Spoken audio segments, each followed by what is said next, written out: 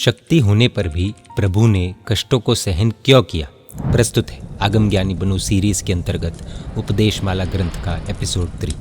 आइए तीसरी गाथा देखते हैं। अगर तीन लोक के नाथ परमात्मा महावीर स्वामी नीच लोगों द्वारा किए गए जीवन नाश करने वाले बहुत प्रकार के उपसर्गों को सहन करते हैं तो सभी साधुओं को भी यह क्षमा रखनी चाहिए। ये थर्ड गाथा का शॉर्ट में अर्थ है। आइए विस्तार से जानते हैं। प्रभु महावीर ने त्रिपृष्ठ वासुदेव आदि के भवों में भयानक पाप किए थे। वो सभी पाप कर्म प्रभु ने 7वीं नरक आदि भवों में भटक भटक कर भुगते और 25वें भव में घोर साधना के द्वारा बहुत सारे कर्मों का नाश भी किया। लेकिन ये सब करने के बाद भी कुछ कर्म बाकी रह गए थे। वह कर्म लगभग निकाचित थे, इसीलिए साधना से वह कर्म खत्म होने वाले नहीं थे। वो कर्म तो घोर दुख भुगत कर ही खत्म कर सकते हैं। उन कर्मों के उदय से प्रभु को देवों ने, मनुष्यों ने और पशुओं ने घोर दुख दिए। उसमें संगम देव, शूलपानी यक्ष, व्यंतरी ये सब देव देवियों ने दुख दिया। कान में कीले मारने वाला ग्वाला, अनार्य देश के जंगली लोग ये सब मनुष्यों ने दुख दिया। चंड कौशिक नाग, मधुमक्खियाँ, भंवरे ये सब पशुओं ने दुख दिया। ये सब देव वगैरह नीच कक्षा के थे, इसलिए खराब से खराब दुख देने में वो लोगों ने कोई भी कमी नहीं रखी। इसलिए वो दुख अत्यंत भारी थे। वो दुख ऐसे थे कि जीवन का नाश कर डाले। अगर प्रभु का आयुष्य निकाचित नहीं होता तो प्रभु मर ही जाए, इतने भयानक उपसर्ग थे। उपसर्गों के अनेकों वीडियोस हम ऑलरेडी जीन मीडिया में पहले कवर कर चुके हैं, आप एक बार फिर से देख सकते हैं। प्रभु ने वो सभी उपसर्गों को प्रसन्नता से सहन किया, तो सभी साधुओं को भी ऐसी क्षमा रखनी चाहिए, ऐसा यह गाथा में बताया गया है। हमारा अनुभव है कि कान में डाली हुई सली अगर जरा सी भी अंदर टच हो जाए तो भयानक पीड़ा होती है। तो प्रभु को तो दोनों कानों में लकड़ी से बने हुए कीले इतने अंदर तक डाले थे कि दोनों कीले सर के अंदर तक एक दूसरे को टच हो गए थे। प्रभु को कितनी भयानक पीड़ा हुई होगी ये हम कल्पना भी नहीं कर सकते। इस प्रकार संगम आदि देवों ने दिए हुए दुख हम सुने तो हमारे रोम रोम में कंपन शुरू हो जाए। क्या प्रभु ने मजबूरी से ये सब सहन किया या समझदारी से? क्या प्रभु के पास ये सब देव वगैरह को रोकने की, मारने की ताकत नहीं थी? बचपन में प्रभु ने हाथों से सांप को उठाकर फेंका था ना।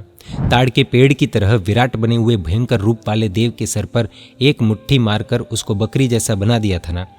तो प्रभु चाहते तो चंड कौशिक को उठाकर फेंक सकते थे, चाहते तो संगम को भी मुट्ठी मारकर बकरी बना सकते थे, चाहते तो कीले मारने वाले ग्वाले को एक ही मुक्का मारकर यमलोक पहुंचा सकते थे।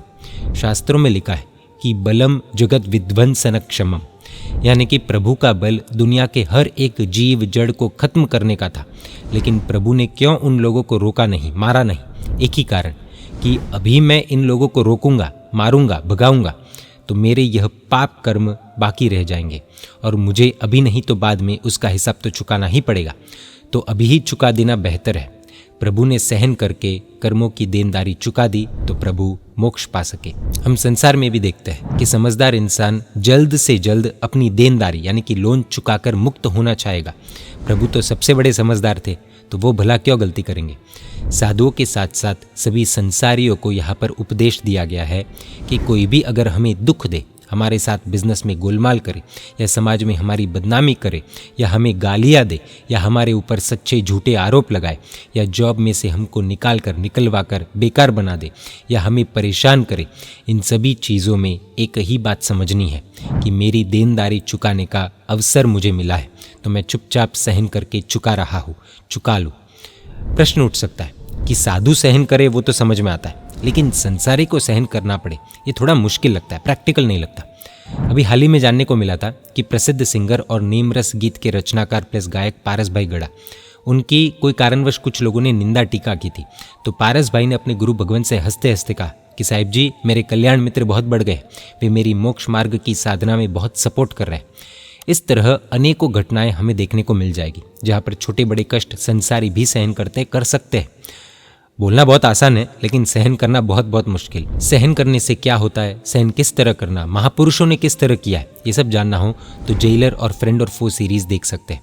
डेप्थ में ये कॉन्सेप्ट क्लियर हो जाएगा, खासकर कर्म सिद्धांत का। इन शॉर्ट, दुश्मन मित्र लगे, निंदक प्रशंसक लगे, पत्थर मारने वाले स्वर्ण मुद्रा देने वाले लगे, दुख देने वाले सुख देने वाले लगे, थप्पड़ मारने वाले प्यार करने वाले लगे, ये सब क्षमा है। मोक्ष में जाने का सीधा रास्ता है। इस रास्ते पर प्रभु चले, हम भी चलने का प्रयास कर सकते हैं। जय जिनशासन, जय महावीर।